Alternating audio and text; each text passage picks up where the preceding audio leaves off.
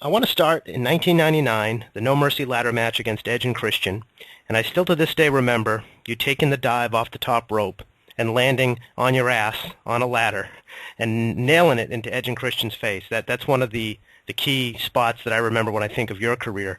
Tell us about where that idea came from for that teeter-totter spot.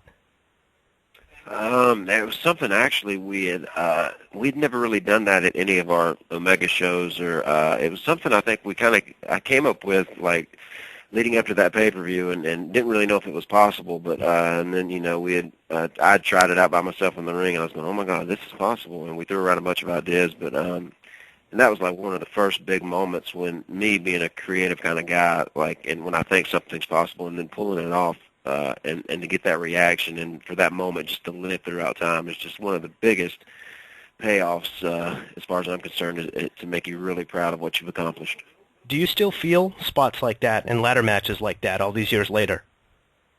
Oh yeah, I mean a lot of matches are rough, but so much has been done. You know, it's hard to come up with stuff like that anymore. I still believe there's things to do, but I just haven't really figured them out yet. I noticed you got quite creative when you went in a different direction with your character on Impact. You went with the dark sort of character, and I wonder if that's where you're directing your creativity more these days, Jeff, more than stunts in the ring, more towards character development.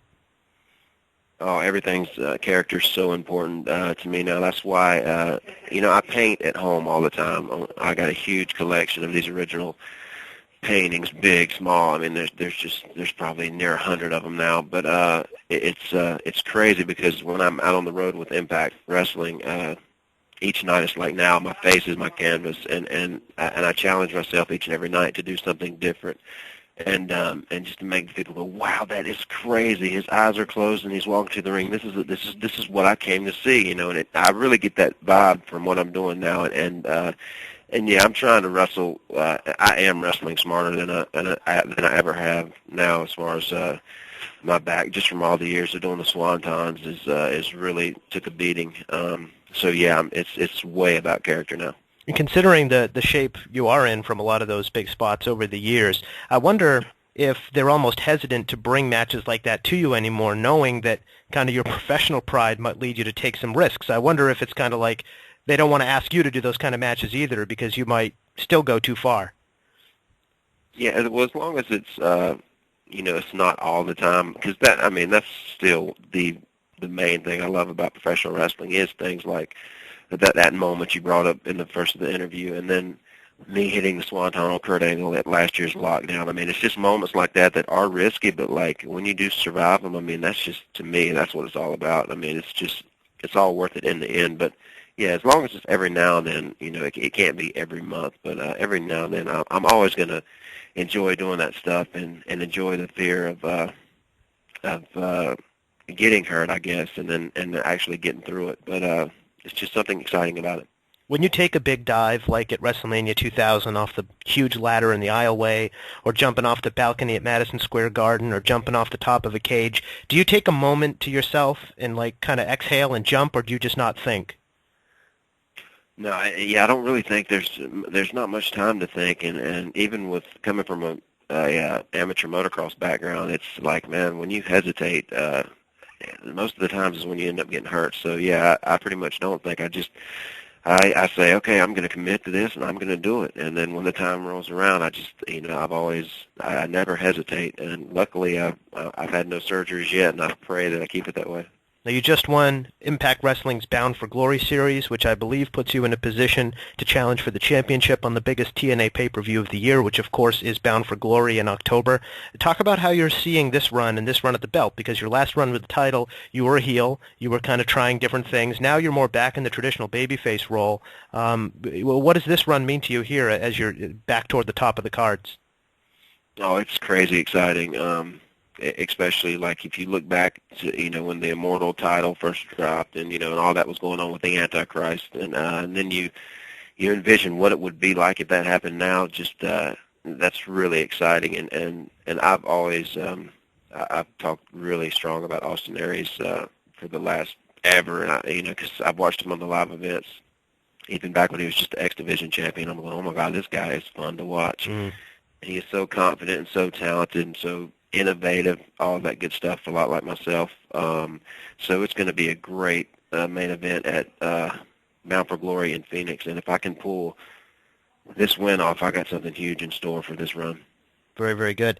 Now, Jeff, it's been a long road for you. Your trials and your tribulations have been well publicized throughout your this point in your career, and it looks like now you're decidedly back on track. You know, you don't hear any stories about, you know, you showing up late or missing shows or coming in, you know, questionable condition. You're honest about these things, and I wonder kind of how you're feeling from that perspective these days, because they even made it a storyline on Impact where you had to rebuild trust. That seemed to me like art imitating life. That's exactly what it was, and it was real nerve-wracking, man. I think it was Huntsville, Alabama, that first night last August when I came back, and I pretty much had to I'll go out there in front of the world and, you know, spill my heart and admit that I'd hit rock bottom. But that was kind of the point where I started over, and I've said many times it's been a steady incline since that moment. I got that out and let some of the guys around here too get their true feelings out, and when that came across on camera well, and I just sat back and took it, and I knew it was going to take a while, maybe years, to prove myself to these guys, but I'm over a year into it now, and everything is going extremely well. What do you attribute it to? What was it that, because you'd come back a few times, you know, and had very high-profile opportunities, not only in Impact but in the WWE, and you still seemed like you couldn't right the ship. Was there something in particular that made the difference this time? Ultimately, fatherhood. Oh, really? That was it. Yeah. Yep. My dad, we just filmed my third Enigma DVD, which is going to be crazy good, and they interviewed my dad, and he pretty much, he said it, he summed it up real quick, and they asked him pretty much the same question. He said, Ruby, he said, she straightened him up. And when it all comes down to it, that's huge. What do you think about being in this era of the business, Jeff, where your promoter, the company you work for, does a DVD addressing such personal issues, you know, bringing the reality of your personal life into the marketing of your character? Is that something that you're totally comfortable with? I mean, what do you think of it? Yeah. I mean, I'm comfortable with it. You know, it kind of helps with recovery. I mean, especially when, I mean, half my life I've been a professional wrestler, and I think the fans, especially, you know, after the arrest, I mean, that's like, it couldn't get much worse than that, other than, you know, me facing all those charges, and, I mean, that was bad. And so I pretty much, my song Resurrected was about having one more shot that TNA gave me to come back and do great, and I've been doing great, and I think the fans overall, looking back at me talking about my suspensions, I mean, I think it's to be respected in the long run, and I'm so confident and in love with life again right now that I feel like I'm more popular than I've ever been now, and I think it's helped for me to be honest and open and admit my mistakes and continue to incline like I've done since Huntsville, Alabama. It's all been good. How's your brother Matt doing these days? He's good, actually. I was down there. I just stopped in last night. He was training with Rebby, his girlfriend, and Ice Caprice Coleman. We used to wrestle with in Omega. I just stopped by and checked them out, and they were down there training. He's doing really well. That's good to hear. Yeah, because it must have been tough, too, to see your brother go through a lot of tough public tribulations, much like you had. I'm sure you could relate to him, but at the same time, you didn't want to see him in that position, of course. Yeah, it was heartbreaking at times, and it was weird because I was just getting my stuff had just ended pretty much, and then that all right. I had to deal with that, my brother going through that. But I'm extremely proud of him. He's doing great. Very good. Jeff, where did you ever get the idea? I can't believe no one in the business has ever done this before, or maybe they have and I just don't know, and you can tell me. The idea to paint eyeballs on your eyelids, because that's ingenious. When you close your eyes, it looks like, you know, contact lens eyeballs looking at you, and I've never seen anybody else do that with face paint. Yeah, man, it's like you know, I've evolved to the max now. You know, Johnny Depp did it in one of the Pirates movies, but naturally it was all me. I do each eye myself, and you know, before every match, and I had done it on a YouTube video, and it was just my eyes, and I was like, oh my God, it looks crazy cool. And then kind of by mistake, I think it was at Genesis last year or something, it was just complete white eyes. There was no pupil, and I was like, oh my God, this looks so cool. And then seeing it back on TV, and then I was going, what if I threw the pupils in there like I did? And now I make the pupils different colors every now and then. It's just been, I mean, it's just crazy cool. And that's probably the most thing I get excited about when I watch Impact back, is how my entrance looked, because it blows my mind because it looks so cool sometimes. A lot of the guys in the business, and I don't know if people know this, I've assumed this, and I have a hint that it's the case. A lot of guys in the business do their own face paint, right, Jeff? Sure, that's what's cool about being here with Sting. He's always done his own face paint, and even back in the blonde hair Sting days, that's one thing I always noticed about him. I was like, oh my God, it's different every time. Like when he would do all the different designs, and so I pretty much do the same thing now. I just paint my eyelids when I do it. Yeah. Do you guys paint faces side by side in the locker room? Do you trade tips? That's never happened, man. I think we have different techniques, but it's just cool because he was such an influence in my career. What kind of To paint? be here working with him. What kind of paint do you use? I use a water-based. It's a Posco marker. It's a water-based thing, and that's why it dries, good on my eyelids, and it'll even last through the whole match at times. But like Sting, I think what he uses is acrylics. It's some kind of acrylic that kind of peels off. Right. But yeah, mine dries more to your skin, but it's a little harder to get off as well. You don't get concerned that that's going to melt into your eyes and stuff? No, it's pretty. I've been lucky so far, but sometimes it does get too dry and and little flakes of it get in my eyes, and my eyes get a little irritated. But it hasn't been too bad so far.